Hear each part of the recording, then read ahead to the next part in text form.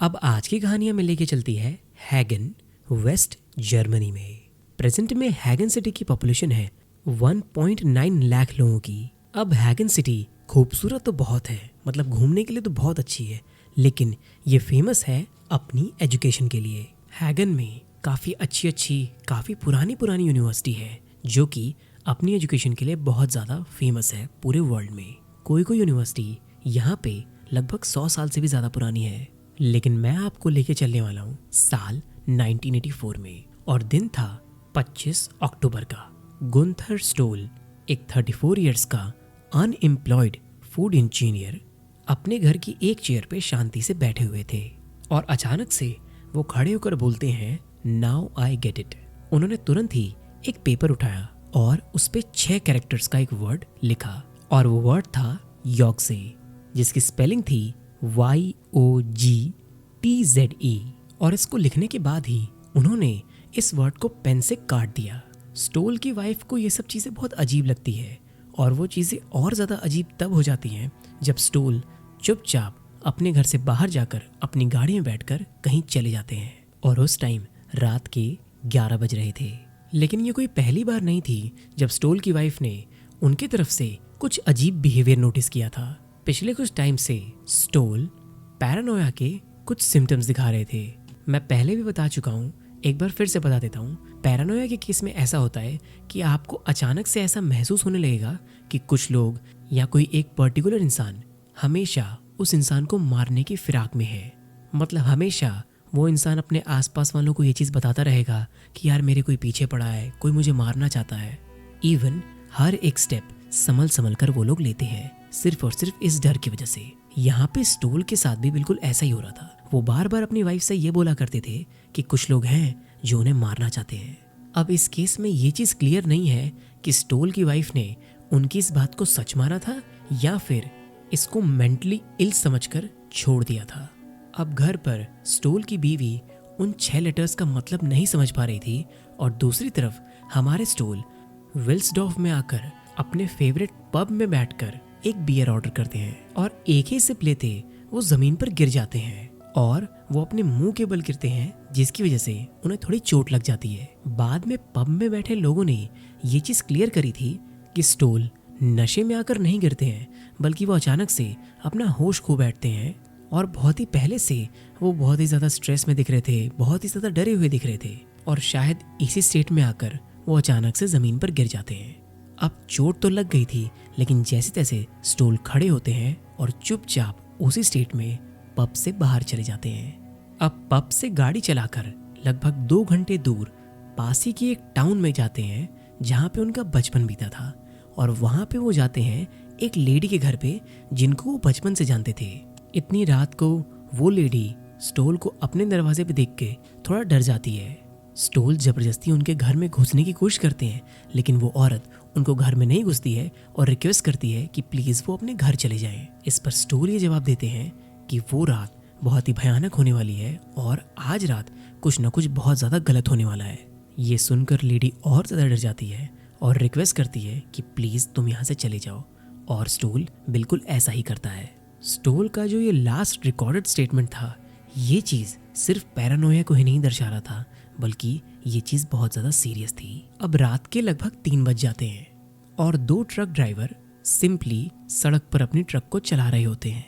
तभी वो सड़क के किनारे एक छोटी सी ब्लू कलर की फोक्सवैगन गोल्फ नाम की कार देखते हैं, जो कि सड़क के किनारे पे टकराई होती है, यानी उसका एक्सीडेंट हो गया था। दोनों ही ट्रक ड्राइवर अपने ट्रक को साइड पार्क करके उस गाड़ी के पास चले जाते हैं। उन दोनों ट्रक ड्राइवरों ने बाद में ये चीज बताई थी कि जब वो उस गाड़ी के पास जा रहे थे तो उन्होंने एक आदमी को देखा था जो कि व्हाइट कलर के जैकेट में था, और तो और उसके जैकेट पे खून भी लगा हुआ था। वो आदमी बहुत ही डिफिकल्टी से चल रहा था, लेकिन जब तक वो ट्रक ड्राइवर गाड़ी के पास पहुंचते हैं तब तक वो आदमी गायब हो जाता है और दोबारा किसी ने भी उसको नहीं देखा था। 2 में से एक ट्रक ड्राइवर रोड के किनारे इमरजेंसी फोन से तुरंत एम्बुलेंस को फोन कर देता है, और दूसरा वाला उस गाड़ी के अंदर देखता है तो अंदर आगे पैसेंजर सीट पे घायल स्टोल पड़े हुए थे। वो बहुत ही बुरी तरीके से घायल थे, लेकिन अभी वो मरे नहीं थे। स्टोल ने ट्रक ड्राइवर को तुरंत ये चीज बताई कि वहां पे थोड़ी देर पहले ही 4 और आदमी थे और उनमें से कोई उनका दोस्त नहीं था। अब एम्बुलेंस तो आ जाती है, लेकिन जब तक वो हॉस्पिटल तक पहुंचती है हमारे स्टोल इतनी बुरी तरीके से घायल थे वो मर जाते हैं। और उनकी मौत ने क्रिएट किया जर्मनी की स्ट्रेंजेस्ट अनसॉल्व्ड मिस्ट्री। इसके बाद जब पुलिस आती है, एक तो वैसे ही ये केस बहुत ज़्यादा अजीब था और इन्वेस्टिगेशन में ये केस और उलझता जाता है। मैं यहाँ पे एक चीज़ आप लोगों को बताना चाहता हूँ। इसमें एक चीज़ मैंने अभी मिस कर दी है, वो ये है कि जब स्टोल को उस ट्रक ड्राइवर ने ढूंढा था, यानी जब स्टोल अपनी कार में घायल बैठे थे, उस टाइम पे उनके शरीर पे एक भी कपड़ा नहीं था, मतलब वो पूरे तरीके से बिना कपड़ों में थे।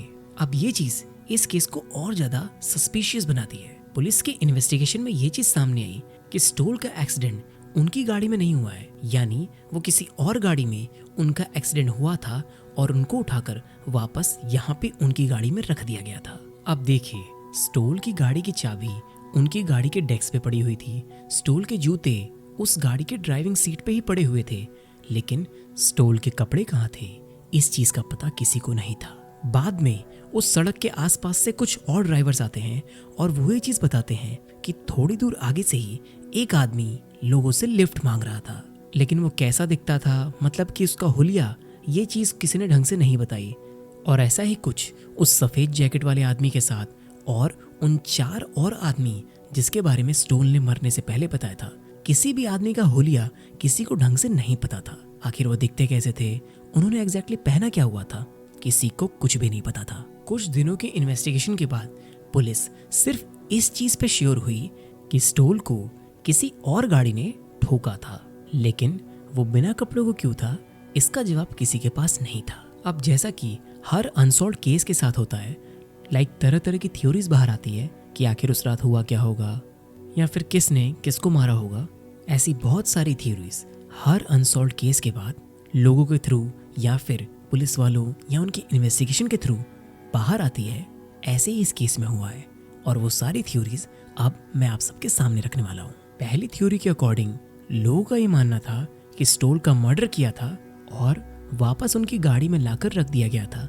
जिस तरीके से ये सारी चीजें एक एक्सीडेंट लगी, अब वो चाहे मर्डर उन 4 लोगों ने किया या किसी और ने, ये चीज क्लियर नहीं थी। स्टोल अपनी वाइफ से कहा करते थे, कुछ लोग यानी देम शायद यही लोग हैं जो लोग स्टोल को मारना चाहते थे। अब स्टोल अपनी वाइफ से इस चीज के बारे में लगभग 1 महीने पहले से बोल रहे थे और अब स्टोल मर चुके थे, जिससे ये चीज साफ जाहिर होती है कि स्टोल कोई पैरानोया से ग्रस्त नहीं थे, बल्कि वो अपनी वाइफ को बिल्कुल सच बोल रहे थे। अब दूसरी थ्योरी है एक्सीडेंट।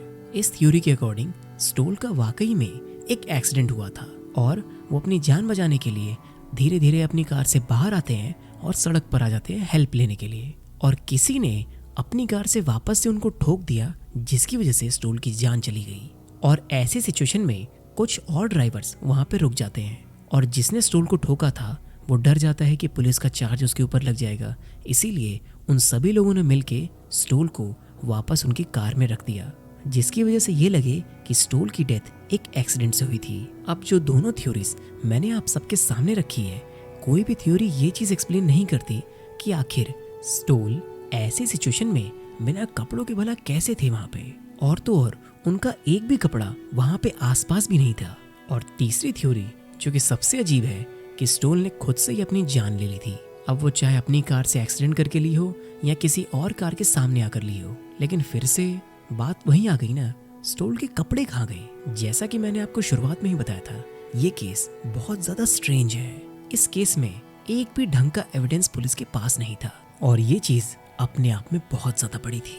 ऐसे में वो 6 लेटर्स जो कि स्टोल मरने से पहले लिख के गए थे, वो बहुत ज्यादा इंपॉर्टेंट हो जाते हैं, और वो 6 लेटर्स थे YOGTZE। अब कुछ लोगों का ये मानना था कि ये 6 लेटर्स उतने ज़्यादा इंपॉर्टेंट नहीं है, ये सिर्फ एक स्टोल की तरफ से एक नॉनसेंस चीज़ है, लेकिन दूसरी तरफ लोगों का ये मानना था कि ये 6 लेटर्स बहुत ज़्यादा इंपॉर्टेंस है और शायद यही रीज़न है स्टोल की डेथ का। अब कुछ लोगों ने उस लेटर को क्रैक करना शुरू कर दिया, तो पहली चीज़ ये सामने आई कि अगर लेटर O, G और E को नंबर्स में लिखा जाए तो O को 0, G को 6 और E को 3, और लेटर्स को अगर नंबर से रिप्लेस कर दिया जाए तो ये एक 6 डिजिट का यूरोपियन नंबर प्लेट बन जाता है। क्या सच में स्टोल कोई कार के नंबर प्लेट को याद कर रहे थे, या जो इंसान स्टोल को मारना चाहता था उसकी गाड़ी का नंबर यही था? क्या पता उस रात जिस गाड़ी ने स्टोल को मारा था कहीं वो नंबर उसका ही तो नहीं था। अब देखिए, जर्मनी का नंबर प्लेट इस तरीके से काम करता है जैसे कि अगर नंबर प्लेट की शुरुआत में बी है मतलब बर्लिन, और अगर एम है तो म्यूनिक, यानी जो शुरुआती लेटर है वो सिटी या डिस्ट्रिक्ट को इंडिकेट करता है कि कहाँ पे वो गाड़ी रजिस्टर्ड है। अब यहाँ पे चीजें थोड़ी और ज्यादा इंटरेस्टिंग हो जाती है। तो उन लेटर्स की शुरुआत हुई थी वाई से, और जर्मनी में अगर कोई भी गाड़ी जिसका नंबर प्लेट वाई से शुरू होता है मतलब वो गाड़ी जर्मनी की आर्म्ड फोर्स की है। तो अब गाड़ी का नंबर हुआ Y06TZ3, लेकिन इसके बावजूद भी पुलिस के हाथ कुछ तगड़ा एविडेंस नहीं लगता है। अगर मैं अपनी रिसर्च से बताऊं तो ये चीज सामने आती है कि पुलिस ने इस नंबर प्लेट वाले कॉन्सेप्ट को उतना ज्यादा सीरियस नहीं लिया। और ऐसा क्यों नहीं हुआ किसी को कुछ नहीं पता। उस टर्म को लोग योत्जी बोलने लगे। योत्जी एक साइन है रोमानियन रेडियो स्टेशन का, लेकिन स्टोल और रोमानियन रेडियो स्टेशन इसका कुछ हिसाब किताब सही नहीं बैठ रहा था। लेकिन यहाँ पे 2 इंपॉर्टेंट थ्योरीज मैं आप सबके सामने रखने जा रहा हूँ। गुंथर स्टोल एक फूड इंजीनियर थे, मतलब उनके रिलेशन फूड इंडस्ट्री से थे। अगर इस टर्म को यानी योग्जी को 2 हिस्सों में तोड़ा जाए, यानी योग और टीजेडी अलग अलग, तो योग रेफर करता है योगर्ट यानी दही को, और टीजेडी रेफर करता है आर्टिफिशियल फ्लेवर को। लेकिन एग्जैक्टली क्या फ्लेवर और उसमें क्या चीज़ें डलती थी इस चीज़ की नॉलेज किसी को भी नहीं है, मतलब ये कॉन्फिडेंशियल चीज़ है। योग्जी के कुछ लेटर्स को अगर रिप्लेस किए जाएं तो ये टर्म बन जाता है जायगोट, और हम सब जानते हैं कि जायगोट होता है जेनेटिकली यूनिक ऑर्गेनिज्म का फर्स्ट स्टेज। अब चीज़ें यहाँ पे थोड़ी सी कंफ्यूजिंग हो सकती है, लेकिन मैं पूरी कोशिश करूंगा कि जितना बेहतर मैं आप सबको समझा सकूं। हम यहाँ पे बात कर रहे हैं जेनेटिकली मॉडिफाइड फूड की, यानी प्लांट्स के डीएनए को यूज कर किसी और तरीके का फूड बनाना। प्रेजेंट में जेनेटिकली मॉडिफाइड सीड्स भी मार्केट में अवेलेबल हैं। अब प्रेजेंट में तो ये सारी चीजें कॉमन है, लेकिन उस टाइम पे इन सब चीजों की शुरुआत हुई थी। बहुत सारे लोग जेनेटिकली मॉडिफाइड फूड को अच्छा नहीं मानते, तो बहुत सारे लोग इसको ठीक मानते हैं। ये एक अलग चीज की डिबेट है। लेकिन अगर हम अपने केस पे वापस आए तो गुंथर स्टोल भी फूड इंडस्ट्री से ही ताल्लुकात रखा करते थे। तो ऐसे फूड को बनाने के एक्सपेरिमेंट्स जब उस टाइम में चल रहे थे तो कुछ ऐसा राज या कोई ऐसी चीज जो कि सही नहीं थी या सही तरीके से नहीं की जा रही थी, वो चीज गुंथर स्टोल को पता चल गई थी।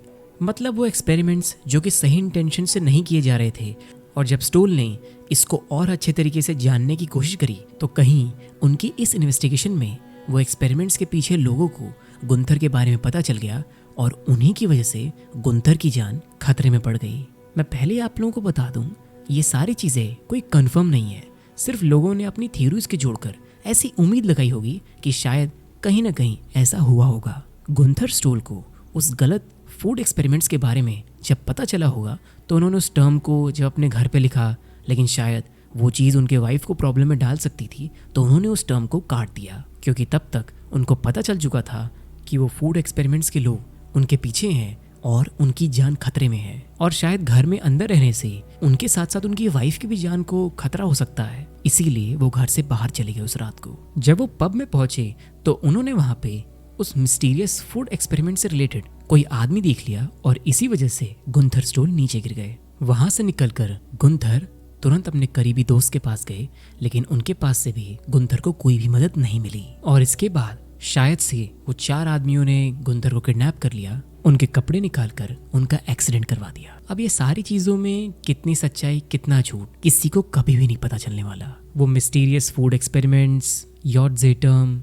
और सबसे इम्पोर्टेंट गुंथर स्टोल की डेथ, उनका एक्सीडेंट, उनके कपड़े कहाँ गए, ये सारी चीजें सिर्फ और सिर्फ हमेशा के लिए एक अनसॉल्व्ड मिस्ट्री ही बनकर रह जाएंगी। अब इस केस से रिलेटेड जितनी भी चीजें इंटरनेट पे अवेलेबल हैं, मैंने सब चीजें आप सबके सामने रख दी हैं। अब आप लोगों का क्या कहना है, आप लोगों की क्या राय है इस केस के ऊपर, प्लीज मुझे कमेंट सेक्शन में जरूर बताइएगा। वीडियो में सामने आने के लिए मुझे थोड़ा और वक्त लगेगा, जब तक कि मैं अपनी रिकवरी पूरी नहीं कर लेता। तब तक के लिए अपना ध्यान रखिए, अपनी फैमिली का ध्यान रखिए, और ऐसे लोगों से हमेशा बच के रहिए जिनका इंटेंशन सिर्फ और सिर्फ आप सब लोगों को यूज़ करने का है।